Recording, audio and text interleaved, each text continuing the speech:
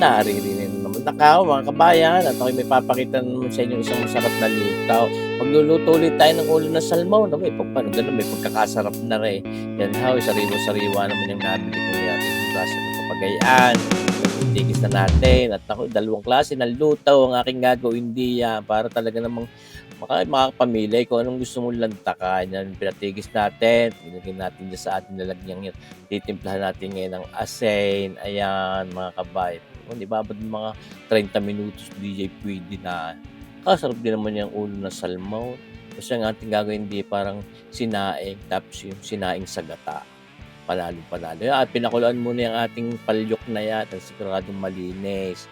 Siyempre naman, yan ho. Pinabulakan natin tubig. Ngayon, sinorkat na natin. Ating pinabulakan na rin yung ating mga ulo ng salmon. Iyan sa inyo nakikita ngayong oras na itaw. Yan how. Talaga namang sagana pa sa sabaw. Yan ay pinaangang natin. Pinalambot-lambot na may asin na. Kaya, siyempre, hindi mo pwedeng hindi natin titimplahan yan. Isaboy-saboy lang ng ano yung ibabaw. Yan. Sa inyo napapanood na yan. Talaga namang may karikit na asim na din yan. And nilagyan ko na ng sampalok na kepel at ngayon idadagdagan natin ng paalat dahil tinimusan ko kulang sa alat. At kulang pa rin naman sa sa asim, siyempre. Kaya sabi ko nga, ay mas mainam yung magdagdag kaysa magbawas. Kailangan lang natin papagayaan at kako nga sa inyo kanina ay ating dadagdagan pa rin ng paasim yan. Dadagdagan natin ng ating kinipil na sampalok na hinog pero maasay. Pero naman sampalok na matamis, huwag nyo nang gagamitin ninyo mga kabayan. Talaga namang talaga napakasarap niyang salmon. Ito nga ho, tulad na sinabi ko, ating dadagdagan pa ng paase para talagang panalong-panalo na yung kanyang lasang iyan, mga kabayan. Pwede din naman yung kalamis na tuyaw kung anong gusto nyong gamitin sa pagsasaing niya. Pwede. Wala makakapigil. Ito naman. Ngayon, nakikita nyo kasi rulang yung sa tabay, ating pagbabahanggin niyaan. Tatanggalin natin diyan yung mga pinagpangahan. Nakita natin pinag-uluhan, yung pinagbunguan. Ayaw, mga kabaya. Ating hinahalo-halo nila ng karikit ng pagaya. Yan ay halos luto na rin kung tutuusin. Kaya ating ihiwalay na diyan yung mga pinagpangahang gaya niya. Kita niyo magaya out, mga kabayan. So, po. Tapos, babawas din tayo ng patis at napakasarap din naman ng patis niyang sinaing na ulo ng salmon. May sauce, marsipaw, tawaray. Taga naman kasarap niya. Ngayon, ako nga ay dalawang klase ng luto ating gagawin. Ako may nakita pa doon kukumama doon sa aking lalagayan ng mga panimplay. Di ating lalagyan yung mga pinag-uluhan ng gata ng niyog. Kaya maganda pag kami mga nakantabi ng mga kukumamang fresh gata ay pwede. Yan how, nagtira pa rin tayo ng karikit na patis diyan. At ito nga, tumbas yan isang niyog.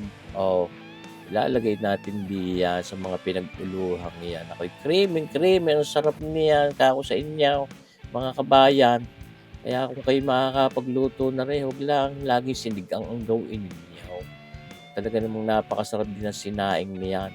Tapos ari pang ating ginagawang aray na isang variation pa ay di ang ating sinaing sa gata. Ating lalagyan ng gata ng niyog. Kaya mabango-bango na yan ko kumamang yun. Parang amoy latik na rin niya kung tutuusay. Mga kabay, kaya ako'y mahilig gumamit. Bikini man! Aba naman! May tigil-tigil na din. Tunay kayo. Marami na ba nga ako nagamit niya po kumamang yan. Ay, inaman ako. Sauce, marsipaw. Pero napakasarap din. Hindi naman ini-endorse ko yan. Talaga lang ginagamit ko. Gagawin. Hindi ka na pupunta ng palengke. Siya naman ang lasa. Pareho din lang. Kung totoo kontrapanis pa. Matagal matibay-tibay sa panis pa rin. Na-process na yan. Pero talaga kung gatang-gata ng liyaw. Bikini man, Kokumay man. Mga kabay. Pinakukulo-kulon natin ng papagay niya. I-infuse natin yung gata natin doon sa ating sinaing na ulo ng salmon yan, mga kabaya. At may dadagdag pa rin tayong pampasarap diyan. pampatanggal lansa, pampatanggal umay, din pamparikit ng kulay. Yan ho ating kinakadlo-kadula yung mga pinagpatisang yan at yung gata na yaon. Napapaglatik-latin ng frikite. Parang sa gayon talagang panalo sarap. Nakaw, tunig kayaw. Sana'y makagawa rin kayo na rin. Kung mapansin nyo, napabilis lang ang video. Nilagyan ko ng mga kalahating kutsaritang asukal na pulang-putla ay pampatingkad ng lasa ng gata. Para may tamis ng karikay, tamis ng pag-ibay. Siyempre naman, paborito natin yan eh. Tunay kayaw. Maya-maya pinaglalatik-latik na inahaw. Nilagyan natin ng luyang dilaw. Ayaw. Pamparikit ng kulay, pampatanggal umay, pampatanggal lansa ng ating inilagay na luyang dilaw. Karikit din lang dahil pag sobrang dami yung inilagay, mapaklahuya, may pait. Kaya hindi rin maganda. Sapat laang. Ayan, mga kabayan. Yan na. Malapit na sa katotohanan natin ang laang natin at para manood sa kaibuturan ng laman, mga pinagbunguan yung ating patis na yan ng gatang iyan. Ay naku, napakasarap yan. Luto na ho mga kabayan. Ating tatakpan na lang ng papagayaan. At yan ni ating papatayin ng apoy. Siyempre naman. May carry over cooking pa yan. Yung init ng ating palyok na yun, mabulito mo iga ang patis. O pinangaiga yung gata. Ngayon, ito na ho yung ating sinaing na binawas.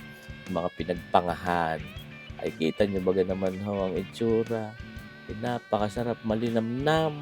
Tapos may gulay pampapagarning niluto ni kabayang Commander Mami Lisa ring bulang lang na ring maraming patani at kadyos na sariwa. Basta rin may kanin din. Di ba naman ayos na ayos ang tanghalian. Tapos rin yung ating ginataan sa sinaing sagatang iyan. Na may luyang dilaw net, sampalok na kape. Pwede mong ut-utin yung sampalok na yun. Gustong gusto ng inay. Ay, naku po. Sauce marsipoy tawarin. Ay, tanyo bagay yung tsura nitong dalawang klase ng lutaw, ng ulo ng salmon, ng ating ginawa. Di, bagay sulit na sulit. Tapos may bulang lang na papagarnay. Ay, tunay ka. Kung hindi ka napa-andres at napalantak di yan sa padali nating iyan. Ay, mga kabayan, ay iwang ko naman. Sana'y makasubok din kayong gumawa ng papagarnay. Diyan na nga ho, ay nilalantakan na natin. Nasaan na baga ang kanay? Bilisay, ay pasal na. Gutom na ay, tunay naman. Napakasarap ng ating ginawang lutong arayan. May kanin na. Talagang lantakan eh. Sigurado na ang lantakan diyan. May kanin na eh. Ay may pang-ulam na day. Yung mga pinagpatisang iyaw. Ito, mga kabayan. Ako naman sa inyo ay gawa rin ganun papagarnay. Huwag papagayaw, papagayan dapat. Masarap yun eh. Tunay kayo na, bulang lang, ang kadyos na yaang. Tataba galing sa tanim ni Commander Mami Lisa yan. Ito na may papayang yun, may sibatsay. Patani bagang tawag daon. Ay sus. Sabi ng ibig masama doon sa rayo ngayon. Wala nga araw-araw minutuhay. Mga kabayan, sarap, nakakakot na sa inyo. Yan. May mapapamilihan kayo ngayon kung gusto nyo lang sinaing, tapos yung bulang lang. Kung gusto nyo naman yung sinaing sa gata, ay di pwedeng yun lang. Pwedeng sagpi-sagpi din yan. Makakapigil bagas mga handa, iba't ibang putahe. Kung lantakan ni sabay-sabay din, panalo naman. Mga kabayan, talaga namang napakasarap na rin. Sana kayo makagawa rin ng papagarnay. Yun na, sinakul na nga mga kabayan. Ano ba naman pagka mga gayang isda ang pang-ulam. Sadyang ako'y lagi nagsasakol. Ay talaga namang hindi mo pilay. Ang lantak, pagka kayo gagamit ng kubyertaws, ay sasakol Kita nyo ba gayaan?